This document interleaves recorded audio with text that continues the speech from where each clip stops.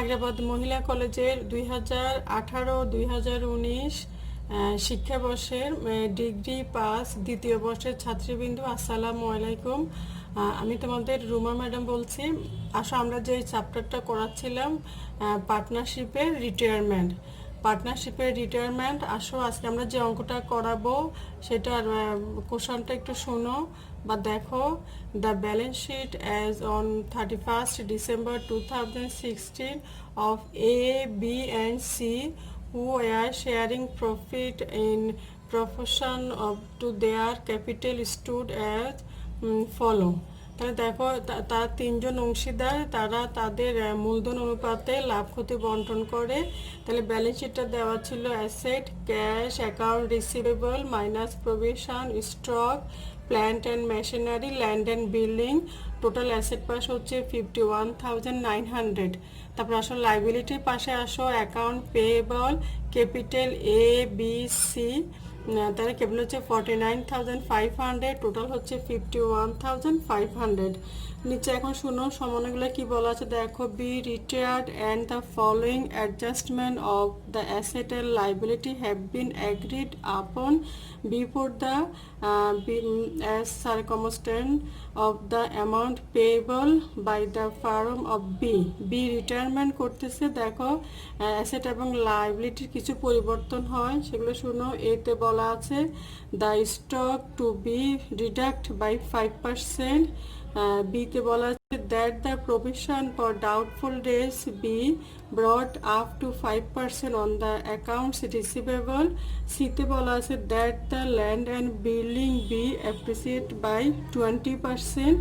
ডিতে বলা আছে দ্যাট এ প্রভিশন অফ টাকা 850 be made in respect of outstanding legal charge. তারপরে আসো ছিল that the goodwill of B entries firm be fixed at টাকা 21,600 and B share in the same of adjustment in that accounts of A and C who are going to share further profit and loss to proportion of 5:3 respectively। মানে B retirement করে আর বির গুডউইলের অংশ এ এবং C এর মধ্যে ভাগ করে দিতে হবে কত, 5:3 অনুপাতে।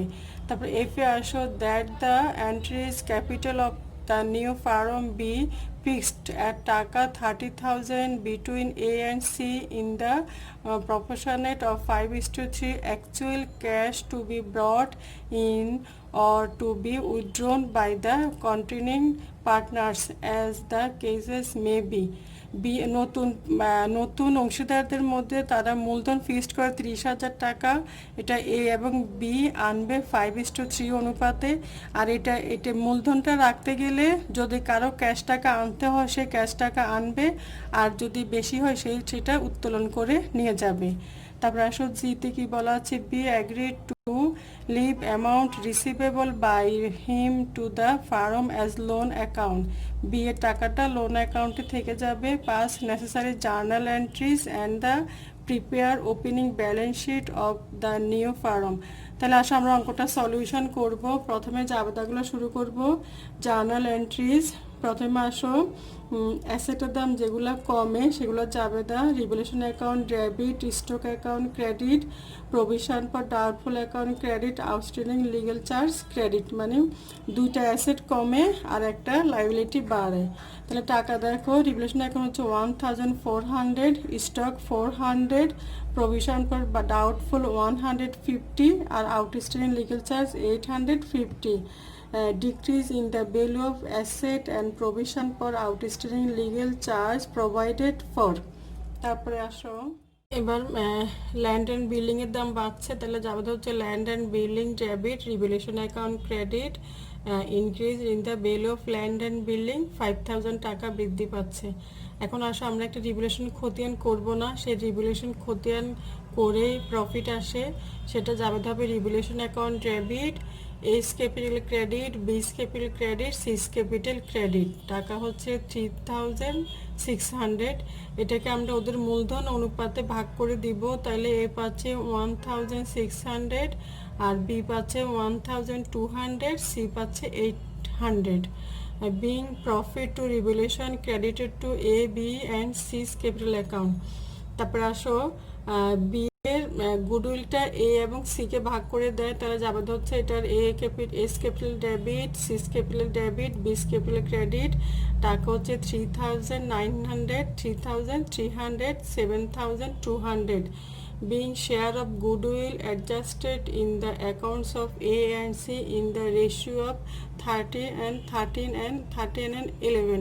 এটা কিভাবে আসলো এটা আমরা নিচে ওয়ার্কিং করে বের করেছি, ওইখান থেকে দেখে নিও 13 এবং 11 অনুপাত কিভাবে আসছে আর 7,200 টাকা গুডউইলটা কিভাবে আসছে সেটা আমাদের নিচে ওয়ার্কিং করা আছে, ওখান থেকে দেখে নিও। তারপর আসো বিস ক্যাপিটাল অ্যাকাউন্ট ডেবিট, বিস লোন অ্যাকাউন্ট ক্রেডিট, বিং বিস capital account balance transfer to his loan account. বির ব্যালেন্সটা তার লোন অ্যাকাউন্টে ট্রান্সফার হয়, তার টাকা হচ্ছে 24,900। তারপরে আসো cash account debit, C's capital credit, সিকে আরও ক্যাশ টাকা আনতে হবে। Being cash brought in by C, টাকা হচ্ছে 2,750। তারপর আসো A's capital debit, cash account credit, cash withdrawn by A cash টাকাটা তুলে নিয়ে যাবে 950। কিভাবে আসলো পরে আমরা সেটা পার্টনারশিপল অ্যাকাউন্ট করে বের করেছি। আবেদন শেষ, এখন আমরা করব পার্টনার্স ক্যাপিটাল অ্যাকাউন্ট। তাহলে অ্যাকাউন্টস টাইটেল এ টাকা, বি টাকা, সি টাকা, অ্যাকাউন্ট টাইটেল এ টাকা, বি টাকা, সি টাকা, ডেবিট ক্রেডিট। তাহলে ক্রেডিট পাশে প্রথমে আসলে লিখো ব্যালেন্স বিডি, এটা ব্যালেন্স শিটে দেওয়া ছিল 22,000, 16,500, 11,000। তারপর আসে রিভ্যালুয়েশন অন প্রফিট, এ হচ্ছে 1,600, 1,200, 800। তারপর আসো গুডউইল, এস ক্যাপিটাল বি এর ঘরে যাবে 3,900, সিস ক্যাপিটাল বি এর ঘরে যাবে 3,300। ক্যাশ টাকা আনবে সি 2,750। আর ডেবিট পাশে আসো বিস ক্যাপিটাল 3,900, লোন বিস ক্যাপিটাল দুজনে করা যাবে এ এবং সি হচ্ছে 3,300। তারপরে আসো বির ডিফারেন্সটা হচ্ছে লোন অ্যাকাউন্ট, তাহলে বিস লোন অ্যাকাউন্ট হচ্ছে 25,900। তারপরে আসো ওদের ব্যালেন্স সিডি, এটা 30,000 টাকা ভাগ করে নিয়েছে 13 এবং 11 অনুপাতে, সেটা 18,750, 11,000, 2,050।